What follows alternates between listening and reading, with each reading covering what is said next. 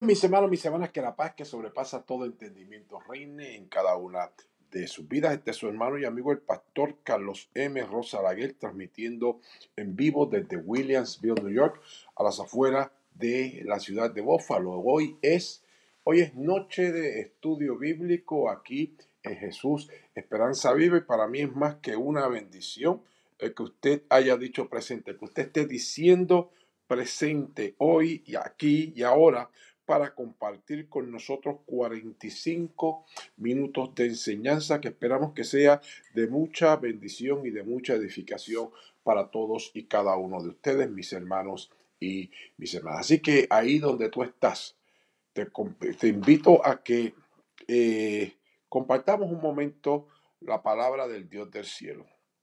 En Proverbios, no estamos en Deuteronomio, estamos en el libro de Proverbios. Proverbios capítulo número 1 es la palabra que tenemos para el devocional de hoy. Proverbios capítulo número 1, y estaremos leyendo en el verso 23. Si no me equivoco, es el verso que tenemos separado en esta noche para esa palabra de el devocional. Fue que no me percaté que no lo había cambiado. Y estos son los bloopers de trabajar en vivo. Proverbios capítulo número 1. Proverbios capítulo número 1 es la palabra que tenemos para el devocional. Hoy comenzamos Proverbios. Se me olvidó decirle por qué Proverbios capítulo 1. Es que hoy comenzamos a trabajar con el libro de Proverbios. O sea que trabajamos Deuteronomio, terminamos ayer, y hoy comenzamos todos los días un capítulo del libro de Proverbios para que la sabiduría del Dios del cielo continúe ministrando a cada una de nuestras vidas. Y Proverbios capítulo 1, verso 23, la Biblia dice: volveos a mi reprensión. He aquí yo derramaré mi espíritu sobre vosotros y os haré saber mis palabras. Enfatizábamos en esta mañana que a mí me llamó mucho esa declaración: derramaré mi espíritu sobre vosotros.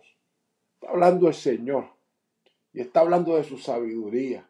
Pues entonces hay una revelación de la gracia y del favor del Dios del cielo en nuestro Señor y Salvador Jesucristo, que cuando nos hace esa promesa de Espíritu Santo y fuego, está incluida la sabiduría de Dios.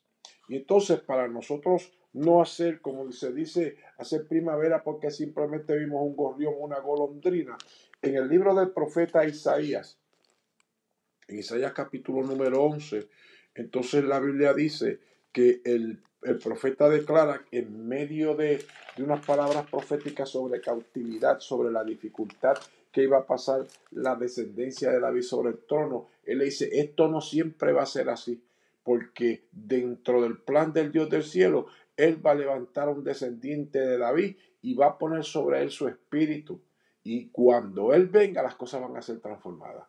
Isaías capítulo 11, verso 1 y 2 dice: saldrá una vara del tronco de Isaí, y un vástago retollará de sus raíces, y reposará sobre él el espíritu de Jehová, con letra mayúscula. Después dice: espíritu de sabiduría y de inteligencia, espíritu de consejo y de poder, espíritu de conocimiento y de temor de Jehová. Así que cuando la Biblia nos invita, mi hermano, mi hermana, en Proverbios capítulo número 1, verso 23, a que tengamos claro que el Dios del cielo quiere derramar el espíritu de sabiduría sobre cada uno de nosotros y de nosotras. Tengamos claro que es parte del bautismo del Espíritu Santo. Todos y cada uno de nosotros y de nosotras que estamos llenos y llenas de ese fuego, de esa presencia, no es solamente para hacer milagros. La sabiduría de Dios está en ti, la inteligencia de Dios está en ti, el conocimiento de Dios está en ti, el temor de Jehová está en ti. Por lo tanto, vamos a orar para que sea avivado en cada uno de nosotros y de nosotras. Padre, en el nombre de Jesús, estamos creyendo en esta hora que el poder de tu Espíritu Santo ha sido derramado de manera sobrenatural sobre cada uno de nosotros y de nosotras. Estamos creyendo, oh Dios del cielo, que tu presencia nos transformará, nos glorificará, nos santificará, nos perfeccionará hasta el día de la venida de nuestro Señor y Salvador Jesucristo. En esta hora te imploramos que nos mantengas vivos en ese fuego, Avívanos en tu presencia. Desafíanos, oh Dios del cielo, a buscar leña fresca todos los días para que ese fuego se mantenga ardiendo. Enséñanos, invítanos, desafíanos, Padre amado, a ser consistentes en nuestras disciplinas espirituales, en nuestro anhelo de ser santificados y santificadas en ti, en buscarte con integridad, en buscarte con temor. Esa es la leña, Padre amado, que mantiene ese fuego encendido. Necesitamos en este tiempo final que tu Espíritu Santo ministre en nuestras vidas de forma especial y que se revele en cada uno de nosotros y de nosotras tu ciencia, tu sabiduría, tu discernimiento, tu inteligencia, tu dominio propio. Padre, necesitamos esa llenura de tu Espíritu Santo. En Cristo Jesús, Señor nuestro. Amén. Y amén. Así que mis hermanos, mis hermanas, hoy también seguimos en esta experiencia de estudio bíblico, pero ustedes saben que dentro de la experiencia de estudio bíblico, a mí siempre me gusta tener esta parte de devocional, donde nosotros compartimos la palabra, donde nosotros intercedemos y entonces pasamos a un momento de la enseñanza. Y hoy insistimos en orar por nuestra nación, orar por la comunidad, orar por la iglesia. Ponte de acuerdo conmigo y ora ahí por tu país, la gente que se conecta desde Nicaragua, la gente que se conecta desde Colombia, Panamá, Puerto Rico, la Dominicana, donde quiera que tú estés, en otro estado, no importa, vamos a ponernos de acuerdo. Nuestra nación, tu nación, mi nación, necesita el toque del Dios del cielo, necesita presencia de Dios. Yo tengo gente que se conecta, que están allá al otro lado del mundo, en Myanmar, y hoy le decía a mi hermano Moya, mira, brother, estamos orando por tu país y me lo agradeció, hermano, y eso es al otro lado del punto. Así que vamos a mantenernos orando los unos por los otros. Dios está ahí para glorificar su nombre. Padre, en el poderoso nombre de Jesús, estamos clamando por nuestras naciones, estamos clamando por nuestras comunidades, estamos clamando, oh Dios del cielo, por la iglesia, estamos clamando, oh Dios del cielo, porque sabemos que en el poderoso nombre de Jesucristo de Nazaret no hay distancias, no hay mares que nos separen, no hay cielos que nos separen. Por eso te imploramos, oh Dios del cielo, la paz sobre nuestra ciudad. El profeta Jeremías, tú lo inspiraste y dijo que la paz de la ciudad será nuestra paz. Por eso te rogamos por la paz de nuestras naciones, la paz de nuestros países. Dale sabiduría a los líderes, dale sabiduría a nuestros presidentes, a nuestros gobernantes. Necesitamos tu intervención, oh Dios del cielo. Necesitamos tu presencia en los corazones de cada uno de ellos y de ellas. Y danos a nosotros la paciencia y la capacidad para discernir tu propósito y movernos bajo tu voluntad al momento de sujetarnos a nuestras autoridades. En esta hora clamamos por nuestras comunidades, tanto desempleo, tanta crisis, tanta confusión, pero tú has dicho que tú darías una palabra de aliento, de revelación, de poder, para que tu pueblo no se vuelva a la locura. Por eso en esta hora yo te ruego una unción especial sobre cada uno de mis hermanos y mis hermanas, que somos responsables, oh Dios del cielo, de proclamar ese mensaje, de dar a conocer tu verdad, de dar a conocer tu palabra, para poder tener un mensaje, para poder tener una palabra profética, una palabra de consuelo, oh Dios del cielo, que mantenga en tu paz y a nuestras comunidades centralizadas y mirándote a ti. De esa misma manera clamamos por la iglesia, que tú llames obreros y obreras a la mies. Padre, necesitamos obreros y obreras. La mies es mucha, los obreros son pocos. Gente que esté enamorada de ti, gente que esté enamorada de la cruz, gente que tenga la decisión de ser perfeccionados en tu amor, en tu gracia, en tu favor, para que todo lo que hagamos, sea de hechos o sea de palabras, lo hagamos para glorificar tu nombre. Es en el nombre de Jesucristo de Nazaret que te imploro una unción especial sobre cada uno de mis compañeros y compañeras que ya hemos puesto las manos en el arado. Enséñanos, oh Dios del cielo, a no mirar hacia atrás, a seguir mirando a Cristo como fieles soldados, fieles, ahí Padre, con esa gringola, solamente mirando al blanco de la soberana vocación. Santifícanos en ti, vivifícanos en ti, e insisto, danos una unción especial para proclamar el mensaje en este tiempo. Extiende tu mano mientras proclamamos el mensaje completo del Evangelio, sanando enfermos, libertando cautivos, dando a conocer el poder del reino tuyo sobre la faz de la tierra cada vez que ministramos para la gloria y la honra de tu nombre. En Cristo Jesús, Señor nuestro. Amén y amén. Hoy seguimos trabajando con Hebreos capítulo número 11, en sí Hebreos capítulo 11, pero estamos trabajando la antesala, Hebreos capítulo 10, versos 35 al 39, y el tema que estamos trabajando en la noche de estudio bíblico, el justo por la fe vivirá. Regresando a la fe básica, otra vez, estamos insistiendo en que alguien tiene que invitarnos a regresar a la fe básica y dejarnos de tantas complicaciones y de tantas pamplinadas y de tantas declaraciones, hermano. Una fe simple. Una fe simple implica mirar la cruz.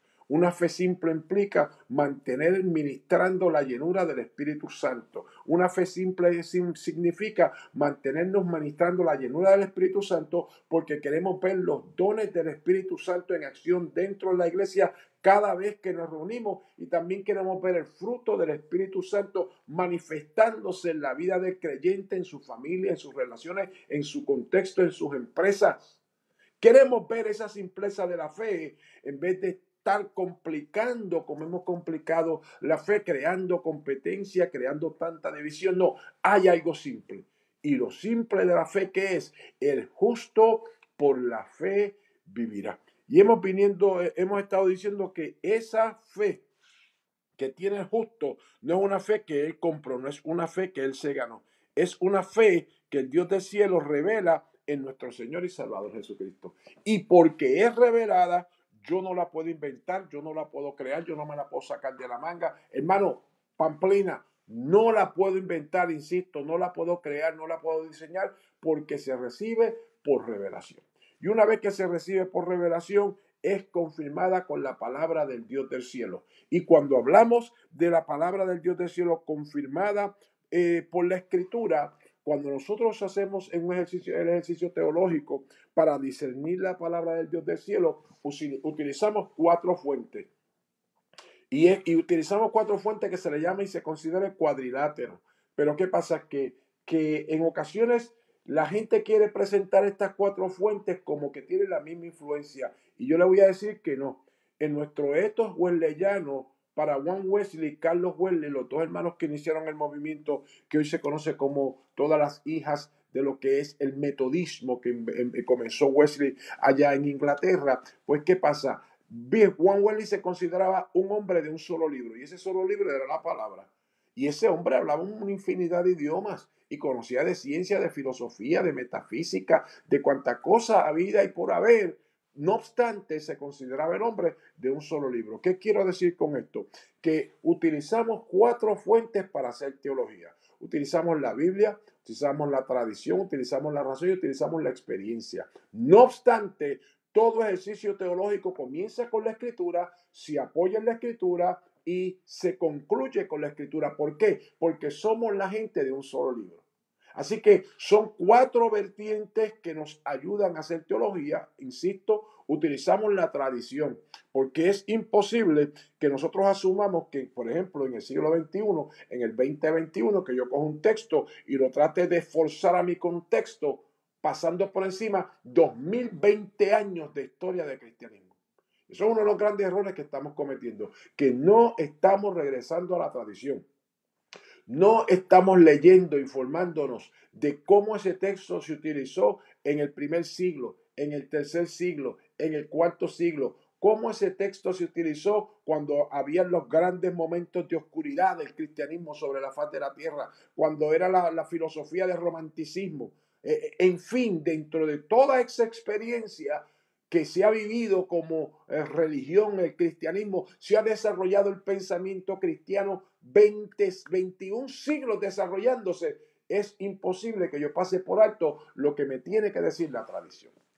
¿Por qué lo entendemos? Ok, insisto, porque la tradición me va a informar de cómo se utilizó ese texto, de cómo nos acercamos a ese texto en otros contextos y en otras experiencias, y ahí es donde la palabra de Dios se confirma, de que el cielo y la tierra pasarán, mas la palabra del Dios del cielo permanecerá para siempre. La palabra no cambia, no varía, pues por lo tanto, yo asumir que en el siglo XXI el Señor me está dando una revelación nueva, pues por lo menos yo con eso tengo problemas y bien serios. Y el asunto es que no solamente me informo de la tradición, sino que me informo también de la razón.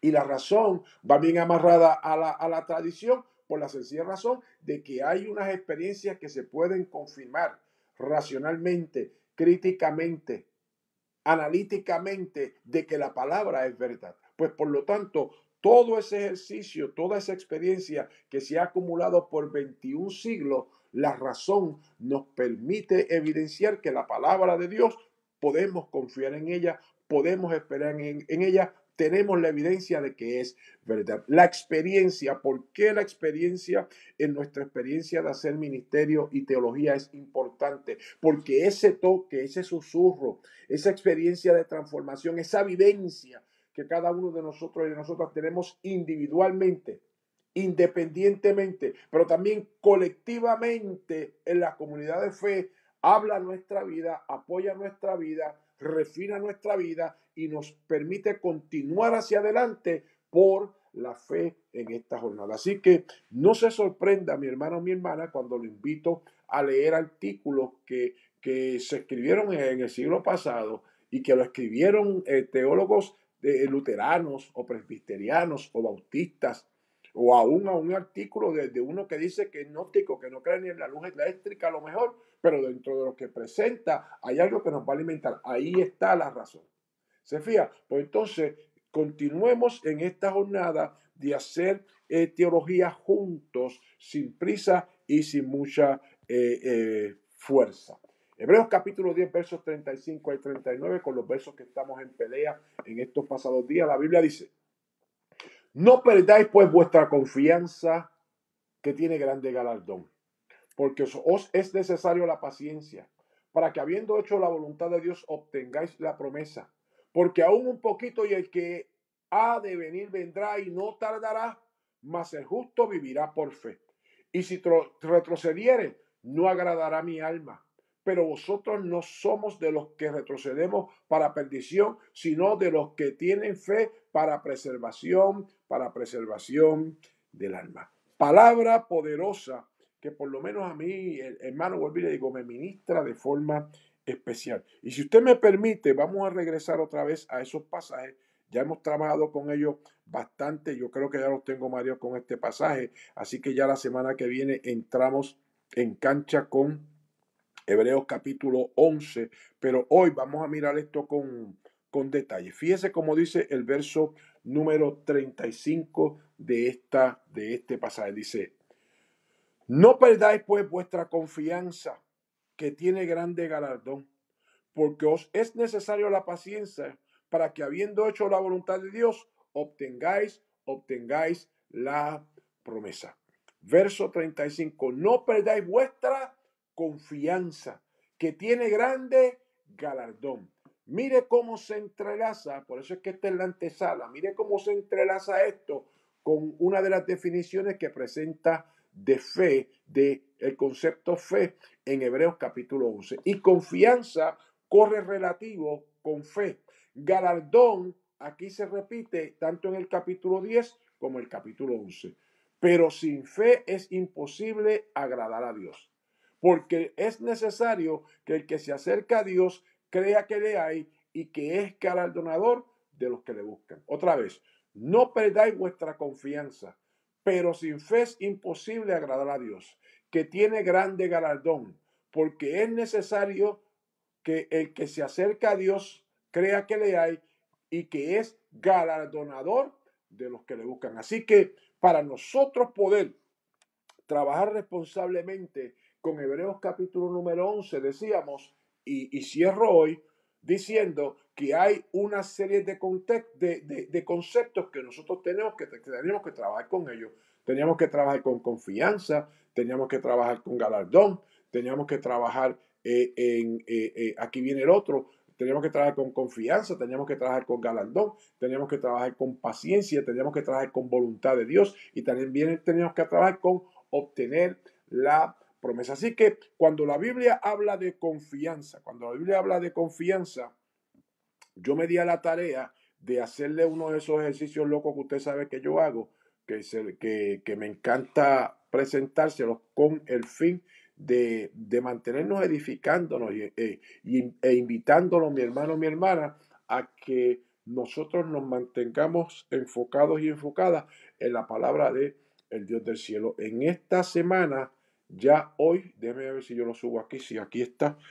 Ya hoy está en letras pequeñas, pero esto es el material. Usted ve aquí que dice confianza, aquí dice paciencia, aquí dice paciencia. Estos son los diferentes conceptos que se utilizan para paciencia en el Nuevo Testamento. Mírenlos aquí. ¿Ok? Todos estos. Pero entonces aquí hay otro que no es el concepto paciencia que se utiliza en hebreo, pero es otro concepto que habla de paciencia en el Nuevo Testamento. Y entonces decíamos por lo alto la semana pasada que cuando se habla de paciencia en el Nuevo Testamento, nosotros teníamos que tomarlo como lo habla la Escritura, porque en español se utiliza paciencia como fruto del Espíritu Santo, pero no es la misma paciencia que se utiliza en Romanos. Se utiliza el concepto paciencia en romano en español, pero no es el mismo que se utiliza en Santiago. Y por eso es que nosotros le compartimos a ustedes, mis hermanos y mis hermanas, estos artículos para que entonces usted enriquezca su entendimiento cuando detenidamente lee y procura que la sabiduría de Dios ministre a su vida para que usted comprenda cómo se utiliza cada concepto de acuerdo a su contexto. Porque cuando él habla en Hebreos, donde estamos trabajando en Hebreos capítulo número 10, de confianza, por ejemplo, que es un concepto que aparece con frecuencia en ese capítulo. La confianza que está hablando ahí es la capacidad que todos y cada uno de nosotros tenemos de acumular los recuerdos y los recuentos que podemos hacer de las intervenciones del Dios del cielo en nuestra vida. Y cuando le dice, brother, mantente confiando, le está diciendo, brother, mantente guardando el depósito, las evidencias, las manifestaciones con las que Dios te ha bendecido. Eso te va a mantener firme, eso te va a mantener moviéndote hacia adelante y tú tienes la evidencia de que de una manera u otra esa confianza es la que te ha llevado a alcanzar el galardón. ¿Por qué esto es tan importante? Porque cuando nosotros trabajamos este capítulo número 11, conforme al contexto del capítulo número 10, déjeme compartirle aquí lo que está pasando en el capítulo número 10 para que tengamos claro a dónde es que nos quiere llevar el escritor de Hebreos y para que tengamos claro el por qué para mí es un desafío el que yo invite a la gente en este tiempo final a que regresemos a la simpleza de la fe. Él lo presenta por esto. Porque si pecáramos voluntariamente después de haber recibido el conocimiento de la verdad, ya no queda más sacrificio por el pecado, sino nos rende expectación de juicio y del borde de fuego que ha de devorar a los adversarios. Está hablando de cuando la gente se aparta de la fe, sabotea su proceso de salvación, sabotea las transformaciones, apartándose como motivo de la persecución. El que viola la ley de Moisés por el testimonio de 2 o 3 testigos muere irremisiblemente. ¿Cuánto mayor castigo pensáis que merece el que pisoteare al Hijo de Dios y tuviera por inmunda la sangre del pacto en la cual fue santificado e hiciere afrenta al Espíritu de gracia? Esto es uno de los significados de pecado que el escritor a los hebreos nos regala en sus escritos, que en ocasiones nosotros como iglesia pasamos por alto. Y fíjese que sigo entonces compartiéndole este pasaje, el verso 30, pues conocemos al que dijo, mía es la venganza, yo daré el pago, dice el Señor. Y otra vez, el Señor juzgará a su pueblo. Horrenda cosa es caer en las manos de un Dios vivo. Que muchas veces utilizamos ese texto fuera de contexto para darle con piedra al que está en la calle. Pero ese texto se origina desafiándonos a nosotros como iglesia a que permanezcamos fieles en la experiencia de la prueba, en la experiencia de la persecución, en la experiencia que puedan sacudirnos. Nos dice, brother, tú tuviste tu experiencia de salvación, tú sabes quién es Dios, tú conoces el poder de Dios, mantente firme. ¿Por qué te vas a caer y vas a poner en juego tu salvación? Verso 32. Pero traed a la memoria los días pasados. Aquí es que viene el asunto donde comienza a trabajarse la importancia de dónde es que se origina y cómo es que se alimenta la confianza. Déjame ponerlo un poquito más grande para que usted lo vea mejor. Pero traed a la memoria los días pasados. Ya aquí es que está comenzando él a decirnos a nosotros qué es la confianza. Entonces dice, en los cuales, después que de haber sido iluminados, sostuviste gran combate de padecimientos. Por una parte, ciertamente con vituperios y tribulaciones fuisteis hechos espectáculo, y por otra llegasteis a ser compañeros de los que estaban en una situación semejante. Porque de los postreros también os compadecisteis y el despojo de vuestros bienes sufristeis con gozo, sabiendo que tenéis en vosotros una mejor y perdurable herencia en los cielos. No perdáis vuestra confianza. Ahí está la acumulación de experiencias, ahí está la acumulación de testimonios, ahí está la evidencia que has tenido antes de llegar a este tiempo. Esa es la que te va a mantener enfocado, enfocada, mi hermano, mi hermana, a que te muevas hacia adelante, hacia el galardón futuro. Cuando uno ve estas palabras, por ejemplo, hay un escritor que es, por lo menos a mí me gusta mucho, es una cosa que no es nada del otro mundo, el acercamiento teológico e interpretativo que él utiliza, pero a mí, vuelvo y le digo, me llama mucho la atención y es Barclay, y yo le voy a compartir por aquí.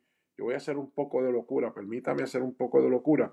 Y esto es William Barclay, teólogo, wow, se me olvidó de irlandés, creo que es existencialista. Esto es lo que le estaba diciendo, que hay diferentes acercamientos a la escritura. Y de cuando está en todo su apogeo, la filosofía del existencialismo, este teólogo escribe su comentario.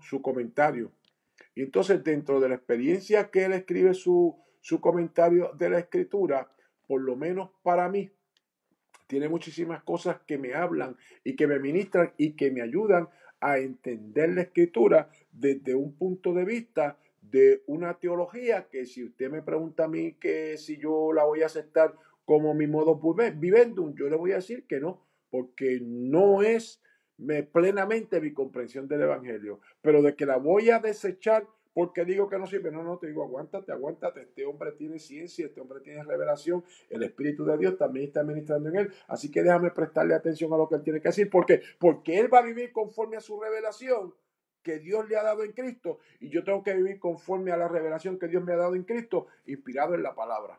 Y a las 10 de última, yo no lo voy a salvar a él no me va a salvar a mí, yo no te voy a salvar a ti. Así que cuando yo me acerco a Barclay entonces dice de este mismo pasaje de Hebreos capítulo 10, está en unas letras bien pequeñitas aquí, no pude ampliarlo más, pero en Hebreos capítulo 10, versos 32 al 39, entonces dice, había habido un tiempo en el que los destinatarios de esta carta lo habían tenido muy difícil. Cuando se convirtieron, experimentaron persecución y expolio. Aprendieron lo que suponía identificarse con los que eran sospechosos e impopulares. Se habían enfrentado con esa situación con nobleza y honor. Y ahora, cuando se encontraban en peligro de desviarse, el autor de Hebreos les recuerda su fidelidad anterior. Es un hecho innegable que en muchos casos es más fácil arrastrar la adversidad que la prosperidad. Las facilidades han arruinado mucho más vidas que las dificultades. El ejemplo clásico es lo que sucedió con el ejército de Aníbal. Aníbal es un prominente general del norte de África que trata de conquistar el imperio romano, y dice que el cartaginés Aníbal era el único general que había derrotado a las legiones romanas. Pero llegó el invierno y la campaña tuvo que interrumpirse.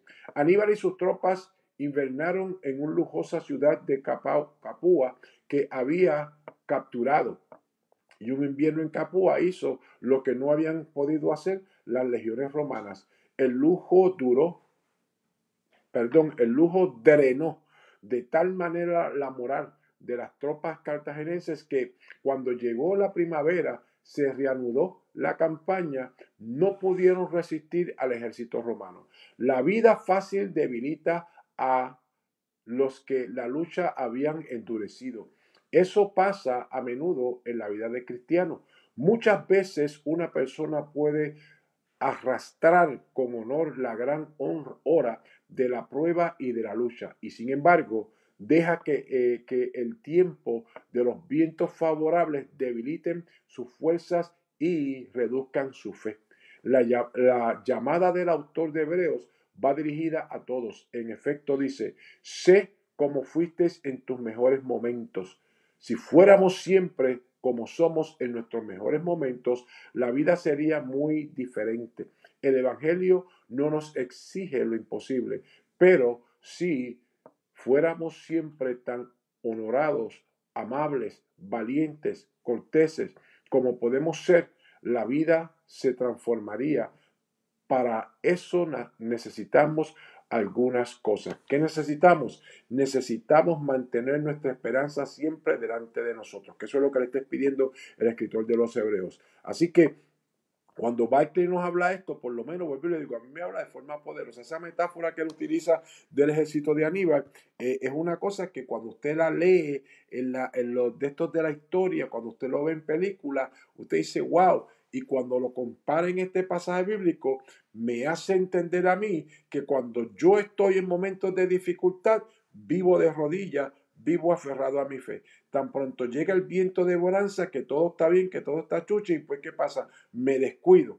Pero entonces cuando no tengo consistencia en mi vida espiritual, puede ser que llegue cualquier viento adverso, me choca, me jamaquea y me caigo. Por eso es que él le dice, brother, mantente aferrado a lo que tú has vivido en Cristo. Mantente enumerando tus testimonios, mantente mirándote cómo tú tomaste la decisión de dejarlo todo. Dios te respaldó, fuiste de burla, fuiste de crítica, te mantuviste firme y ahora te vas a enfriar, ahora te vas a apartar. Vuelve a la simpleza de la fe que te trajo hasta este punto. Ese es el llamado principal que el escritor a los Hebreos nos hace cuando nos desafía que cada uno de nosotros y de nosotras nos mantengamos firmes, mi hermano, mi hermana, en nuestra confianza, en nuestra vida delante del Señor. Y entonces cuando nos habla de paciencia, ¿por qué la fe va amarrada a la paciencia?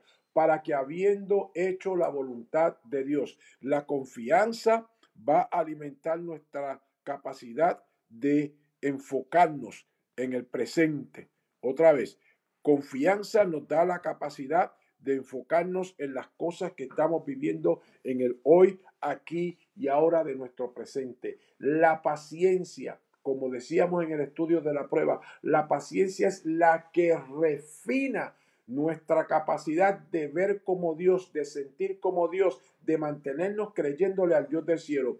Y uno de los conceptos que da vida a esta palabra de paciencia, que va entrelazado con la experiencia de la prueba, es la que nos permite ver desde otros ángulos lo que está pasando. Y porque estamos descansando en Dios, porque estamos, como decíamos la semana pasada, esperando en Dios. ¿Por qué? Porque tenemos confianza por las intervenciones que Él ha tenido en nuestra vida. Así que otra vez, confianza y paciencia van bien amarradas, mi hermano, mi hermana, a lo que nosotros llamamos la fe, por la cual hemos sido llamados a vivir y a recibir lo que el Dios del cielo tiene para cada uno de nosotros y de nosotras en Cristo Jesús. Fíjate que entonces, para que habiendo hecho la voluntad de Dios, ahí es una de las cosas más complicadas. ¿Por qué?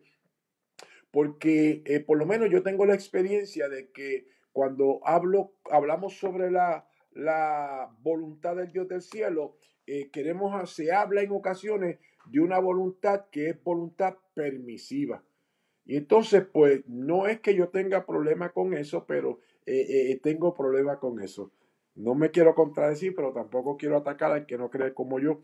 Si usted cree que es voluntad permisiva, yo no tengo problema con eso, como yo he dicho otras veces. Pero si usted me pregunta a mí, yo le voy a decir que no hay tal cosa como voluntad permisiva en el Dios del cielo. Yo voy a creer de esto que le voy a compartir en esta hora. La Biblia dice, así que hermanos, os ruego por la misericordia de Dios que presentéis vuestro cuerpo en sacrificio vivo, santo, agradable a Dios, que es vuestro culto racional. No os conforméis a este siglo, sino transformaos por medio de la renovación de vuestro entendimiento, para que, para que comprobéis cuál sea la buena voluntad de Dios agradable y perfecta. Yo le voy a tirar mi propuesta para entonces defenderla. Yo creo y entiendo que la voluntad de Dios es una. La voluntad de Dios es una. Y la voluntad de Dios es amarnos, es salvarnos, es transformarnos. Y cuando llega la revelación de Dios en Cristo y entramos en ese proceso de santificación por la gracia de Dios del cielo, Dios va progresivamente revelándonos, haciéndonos comprender y entender lo que es su voluntad. Por eso es, como dice el escritor, el apóstol Pablo pone en una dimensión pone en una expresión tridimensional lo que es la voluntad de Dios.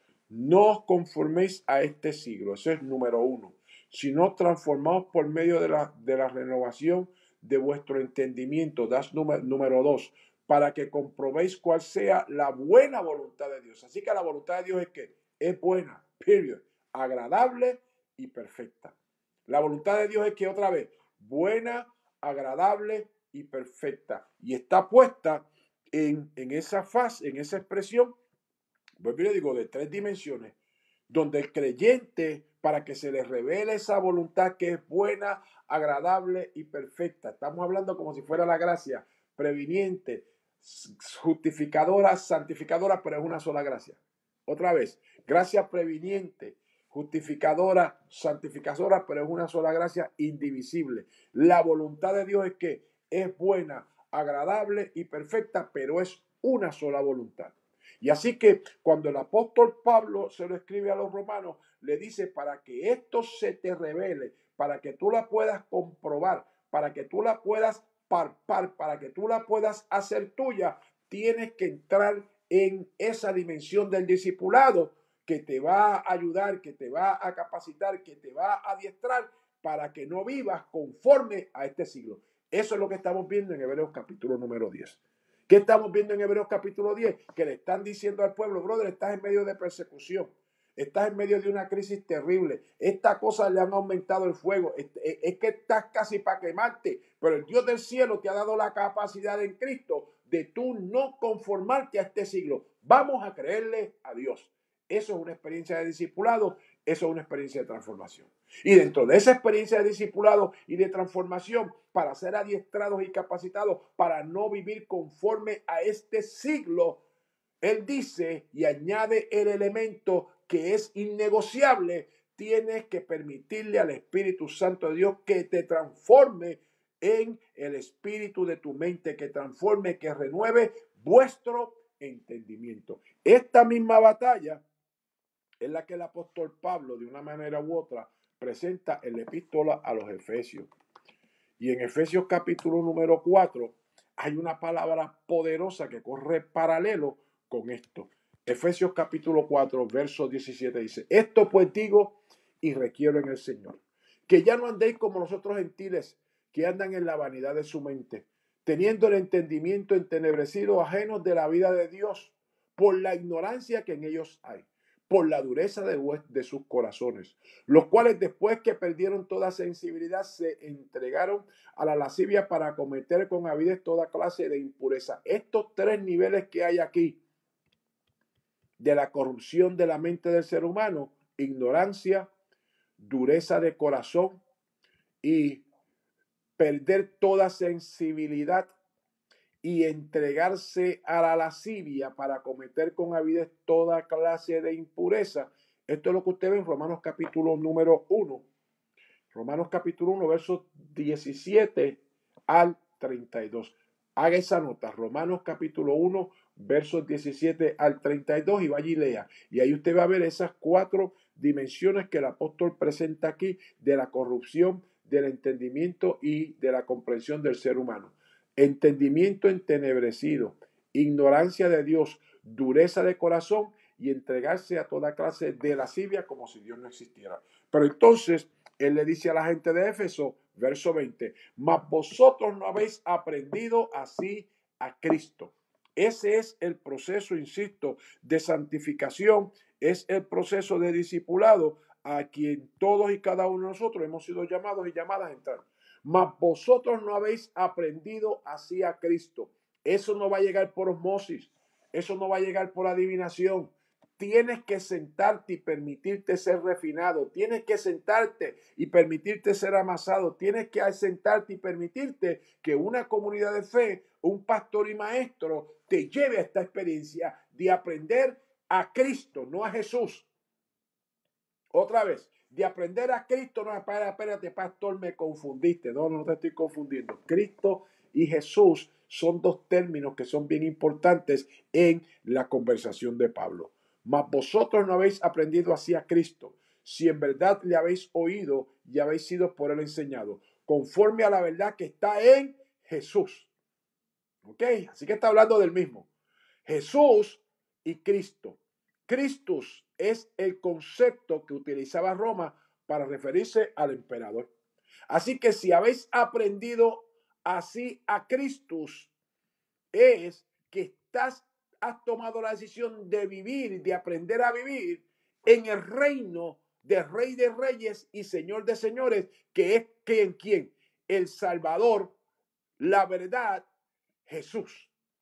Otra vez, Cristo es el concepto que se utiliza para describir al emperador, que es el Christus del imperio romano, del reino sobre la faz de la tierra. Mas vosotros no habéis aprendido así al Cristo, al Rey de Reyes y Señor y Señores, que vive en tu corazón y que te está llamando a vivir bajo un estilo de vida totalmente diferente de la cultura de la que te arrancó. Que eso fue lo que leímos en los versos del 17 al 19. Te arrancó de esa cultura, reina en tu corazón y te ha llenado de su Espíritu Santo para que tú puedas vivir contra cultura. Si en verdad lo habéis oído y habéis sido por él enseñado. Oír, hemos dicho que cuando se utiliza en el original, en el hebreo, que es de donde Pablo se está alimentando de la ley, es donde se une el deseo y la intención de obedecer. Pues entonces no estás simplemente oyendo por oír, no. Estás escuchando, prestando atención con la intención de obedecer. Eso es oír la palabra del Dios del cielo. Y habéis sido ¿qué? Enseñado. Así que hay una práctica, hay un espacio para cometer errores, hay un espacio para aprender nuevas conductas, hay un espacio para sustituir y para eliminar los hábitos que te contaminan. Eso es lo que está diciendo Pablo ahí, que nos hemos sido llamados a que la fe simple que nos han dado en Cristo, número 1 nos dice que Cristo es rey. Número 2 nos dice que porque Cristo es rey, tenemos la capacidad ahora que la gracia de Dios opera en nosotros de escuchar esa verdad con intención de obedecerla. Y porque la escuchamos con intención de obedecerla, produce en nosotros transformaciones en nuestro estilo de vida, en nuestra forma de responder. Por lo tanto, es una experiencia de enseñanza, de capacitación que transforma nuestra conducta. Y porque ha transformado nuestra conducta, nosotros vivimos apoyados y sostenidos conforme a esa verdad que hemos recibido por la salvación que recibimos en Yeshua. Pero fíjese ahora, verso 22. En cuanto a la pasada manera de vivir, esta es la parte que nos toca. Despójate del viejo hombre. Romanos capítulo número 12, entonces nos decía, vamos a poner esto aquí, déjame el verso 22 al 24, vamos a hacer a ver si la máquina me lo permite. Verso 22, otra vez, verso 22, otra vez, Carlos, al 24, punto y coma, Romanos capítulo 12, verso 1 y 2. Vamos a ver si la máquina me lo permite. Mira, me lo permitió. Alaba lo que él vive. Saben, eso soy yo broma, yo sabía que eso iba a pasar. Fíjese, ok, despojaos del viejo hombre. Romanos 12.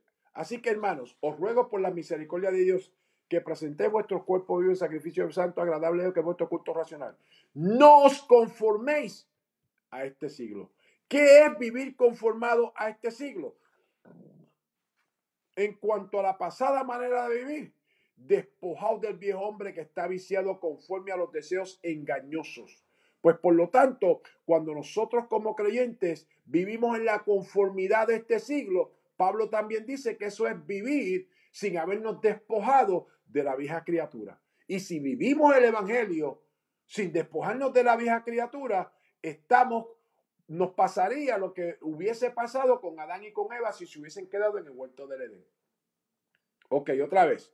Si nosotros no tomamos la decisión de despojarnos del viejo hombre, de romper con la vieja criatura y a la misma vez querer estar viviendo en las bendiciones del Dios del cielo, de la gracia, de los poderes venideros, nos estaría pasando lo que el Dios del cielo quiso evitar. ¿Con quién? ¿Con quién? Con Adán y con Eva. Por eso los saca de delante del huerto. Así que si yo le añado a estos tres pasajes, el pasaje con el que estamos peleando, Hebreos capítulo 10,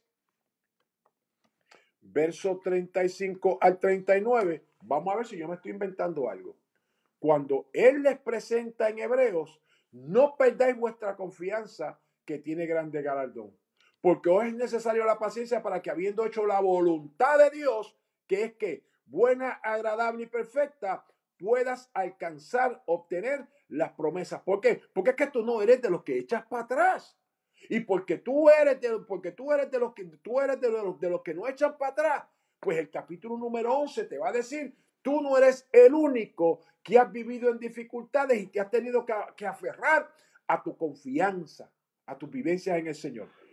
Tú no eres el único que está enfrentando estas batallas, así que la paciencia que tú tienes que presentar, de la que Dios te ha premiado, con la que Dios te ha coronado, con la que Dios te ha bautizado, mira, mi brother, es que desde el Génesis, desde Abel, se está viendo la confianza, se está viendo la paciencia y se está viendo el anhelo de hacer la voluntad del Dios del cielo. Así que no eres el primero, ni eres el único, ni el último, es lo que está gritando el escritor de Hebreos. Pero entonces, cuando lo vemos contextualizado con el resto de la teología del Nuevo Testamento, no estoy diciendo que Pablo escribió en Romanos, pero estoy diciendo que Hebreos no me puede venir a hablar una doctrina que no es sostenible en otros contextos. Por eso es que es tan importante la tradición, por eso es que es tan importante la razón. ¿Por qué? Porque es imposible que haya contradicción en el escrito bíblico. Y entonces cuando Pablo se lo presenta a los romanos, le dice, rompe con esa idea de caerte. Rompe con esa idea de estar viviendo bicultural, en la cultura de Dios y en la cultura del mundo. Es que eso no es saludable para ti. ¿Cómo rompes con eso? Manteniendo las disciplinas espirituales y enfocado en el galardón. Y el Dios del cielo, en su gracia y en su misericordia, cuando tú haces una decisión de ofrecerte como qué, como culto racional, no dice espiritual, no dice emocional, no dice sentimental, claramente nos está diciendo que cuando hacemos ese culto, ese sacrificio, esa entrega de querer romper con la naturaleza caída, de querer romper con el hombre viciado, de querer romper con eso que me está inclinando a que sabotee el proceso de Dios, es una conclusión racional. Pues por lo tanto, si es por fe, lo racional va amarrado a la fe, otra vez. La certeza se alcanza por razón, la convicción se alcanza por razón. Y cuando tú haces el análisis de todo lo que Dios te ha dado y ha bendecido y ha prosperado y ha caminado contigo en dificultades, es un análisis crítico analítico que te invita a creer en Dios por la fe. No os conforméis a este siglo. Pero entonces, esa experiencia de la voluntad de Dios, que es que buena, agradable y perfecta, tiene esas tres perspectivas. A medida que vamos caminando, manteniendo nuestra confianza, a medida que vamos caminando, afianzándonos en nuestra fe y permitiéndole al Espíritu Santo de Dios que de continuo nos refine, nosotros entonces vamos pasando ¿de dónde? De conocer lo que es la buena voluntad de Dios nos vamos elevando en su gracia y en su favor a que se nos revele y podamos caminar en lo que es lo agradable delante de Dios, hasta que se nos manifiesta lo que es lo perfecto de la voluntad de Dios para nuestra vida. Y como decíamos de la gracia que es indivisible, pues yo te invito a que tú hagas un círculo, un triángulo, la figura que tú quieras. Ponga en un extremo buena, en otro extremo agradable y en otro extremo perfecta. Así que cada vez que te estás moviendo en la dimensión de la voluntad del Dios del cielo, hay algo que es bueno en esa voluntad que te va a transicionar a lo que es agradable y te va a mover a lo que es perfecto. Estás en algo que es perfecta voluntad del Dios del cielo, pero como te han llamado a él de gloria en gloria, de poder en poder, de victoria en victoria, el Dios del cielo te va a dimensionar a lo que es bueno para despertar en ti el anhelo de permitir al Espíritu que te refine en paciencia, en confianza, mirando el galardón. Ahí se te revela lo agradable hasta llevarte a lo perfecto. Y por eso es que es tan importante que nosotros nos mantengamos, número uno, mirando a los héroes y a las heroínas de la fe de los días bíblicos. Pero no solamente a los héroes y heroínas de la fe de los tiempos bíblicos, sino también a los héroes y heroínas de la fe de nuestros días. De nuestros días tenemos que mantenernos mirando el contexto de hombres y de mujeres de Dios que han guardado con gallardía y con valentía lo que es la fe en nuestro Señor y Salvador Jesucristo. Bien, mis hermanos, mis hermanas, no hay tiempo para más. Me pasé por 5 minutos. En mi reloj dice que son las 51. Me pasé por 5 minutos. No, me pasé por 6 minutos. Es 45 minutos, ya son las 51. Espero que esto haya sido de bendición a su vida. Si ha sido de bendición a tu vida, compártelo con alguien. ¿Tienes alguna pregunta? Mira, brother, haga la pregunta, haga el comentario. Desafíame si tú entiendes o no entiendes. Si me dice, Carlos, todo suena de lo más bien, pero no entendí ni papa, pues entonces te invito en el poderoso nombre de Jesucristo de Nazaret a que compartas conmigo en qué tengo que mejorar, qué es lo que tengo que explicar otra vez. En fin, deja tu comentario, deja tu petición. Queremos orar contigo, queremos caminar contigo. Así que vamos a orar en esta noche de el Señor para cerrar. Vamos a cerrar ya en esta noche y vamos a orar. Y luego que oremos, vamos a entrar en una experiencia de unos anuncios que tengo que compartir con ustedes, porque mañana vamos a estar aquí a las 6 de la mañana con la experiencia de el ayuno. Vamos a ayunar. Estamos en batalla espiritual, hermano. No es que no nos queda de otra, es que eso es lo que vamos a hacer. Mañana estamos aquí a las 6 de la mañana en la experiencia de el ayuno, y también estaremos a las 11 de la noche. Mañana estamos a las 6 de la mañana otra vez y estamos a las 11 de la noche con la hora de vigilia de oración. Mañana a las 6 de la mañana, no vamos a estar a las 7, voy a estar temprano a las 6 de la mañana orando con ustedes aquí, y a las 11 de la noche. Padre, en el poderoso nombre de Jesús, alabo y glorifico tu nombre, porque para siempre es tu misericordia. Gracias por este privilegio de proclamar tu palabra. Decimos creyendo que no torna a ti vacía, sino que hace para lo que ha salido de tu boca. Vivifícanos según tu palabra. Santifícanos según tu palabra. En tu luz veremos la luz. Condúcenos en paz y en comunión. Permite que en la noche nosotros podamos descansar en ti, escuchar tu voz y movernos conforme a tu buena, agradable y perfecta voluntad. En Cristo Jesús revelada, en cuyo nombre oramos. Amén. Amén. Bien, mis hermanos, mis hermanas, no hay tiempo para más. Nos vemos aquí mañana a las 6 de la mañana, o usted lo ve mañana diferido a la hora que usted quiera o el día que usted quiera. El día que usted vea el ayuno, ese es el día que usted va a estar orando con nosotros. Dios te bendiga, Dios te guarde, y recuerda que Jesús es nuestra mejor esperanza.